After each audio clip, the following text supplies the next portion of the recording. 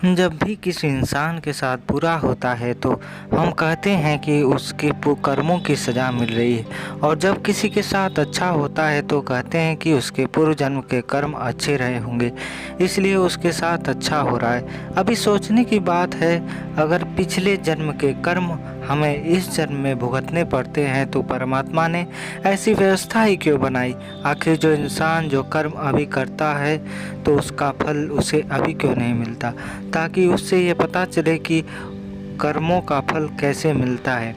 पिछले कर्मों को कोई याद नहीं रखता। इससे पहले कि आप इस कहानी में खो जाएं, इस चैनल को सब्सक्राइब ज़रूर कर लें। तो चलिए कहानी शुरू करते हैं। एक बार की बात है, एक बार गौतम बुद्ध से उनके एक शिष्य ने पूछा, गुरुजी कृपया हमें बताएं कि कर्म क्या है। गौतम बुद्ध ने अपने शिष्य से कहा कि कर्म को समझने के लिए मैं तुम्हें एक कहानी सुनाता हूँ। इस कहानी से तुम समझ जाओगे कि कर्म क्या है। बुलंद शहर का राजा घोड़े पर बैठकर अपने राज्य का भ्रमण कर रहा था। चारों तरफ भ्रमण करने के बाद वह एक दुकान के सामने आकर रुक गया। रुकने के बाद राजा ने अपने मंत्री से कहा कि मंत्री जी, मालूम नहीं क्यों लेकिन लगता है कि इस दुकानदार के लिए कल ही फांसी की सज़ा सुना दूं, इसे मृत्युदंड दे दूं। मंत्री राजा से इसका कारण पूछ पाते इससे पहले राजा आगे बढ़ गए। मंत्री ने इस बात का कारण पता करने के लिए अगली सुबह भेष बदली और आम जनता का रूप लेकर दुकानदार के पास जा पहुंचा। दुकानदार चंदन की लकड़ी बेचने का काम किया करता था।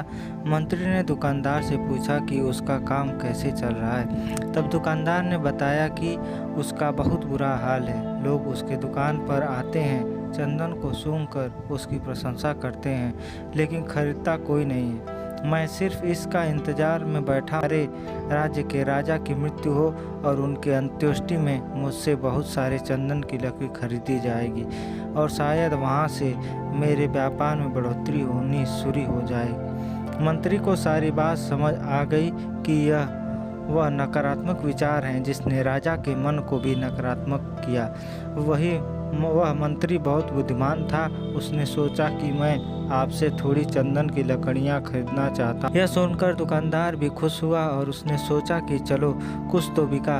उसने चंदन की लकड़ी को कागज से लपेटा और अच्छी तरह पैकिंग करके वह लकड़ी मंत्री को दी। मंत्री अगली सुबह चंदन की लकड़ी लेकर राजा के दरबार में पहुंचे और राजा से कहा कि महाराज, वह जो दुकानदार है उसने आपके लिए तोहफे के रूप में चंदन की लकड़ी भेजी है। यह सुनते ही राजा बहुत खुश हुए और मन ही मन सोचने लगे कि मैं बेकार में उस दुकानदार के बारे में गलत बातें सोचा करता था। उसने चंदन की लकड़ी को हाथ में लिया, उसमें बहुत ही अच्छी सुगंध आ रही थी। राजा इससे बहुत ही खुश हुए और उसने दुकानदार के लिए मंत्री के हाथों सोने के सिक्के भिजवाए। उसी आम जनता का रूप लेकर मंत्री अगले दिन सोने के सिक्के के साथ दुकानदार के पास पहुंचा। दुकानदार बहुत खुश हुआ और उसने सोचा कि मैं राजा के लिए कितनी गलत बातें सोचा करता था। राजा तो बड़े ही दयालु हैं। ये कहानी जब खत्म हुई तब गौतम बुद्ध ने अपने शिष्यों से पूछा कि अब आप बताएं कि कर्म क्या है। शिष्यों ने उत्तर देते हुए कहा कि शब्द ही हमारे कर्म हैं। हम जो काम करते रहे हैं वही हमारे कर्म हैं। जो हमारी भावनाएं हैं वही हमारे कर्म हैं। गौतम बुद्ध ने सभी शिष्यों के जवाब सुनने के बाद कहा, आपके विचार ही आपके कर्म हैं। अगर आपने भी अपने विचार पर नियंत्रण करना सीख लिया तब आप महान बन जाते हैं। जब आप अच्छा सोचते हैं तब आपके साथ अच्छा होता। आपके विचार ही आपको अच्छा या बुरा बनाते हैं। इस छोटी सी प्रेरणादायक हिंदी कहानी पर अपने विचार अवश्य व्यक्त करिएगा।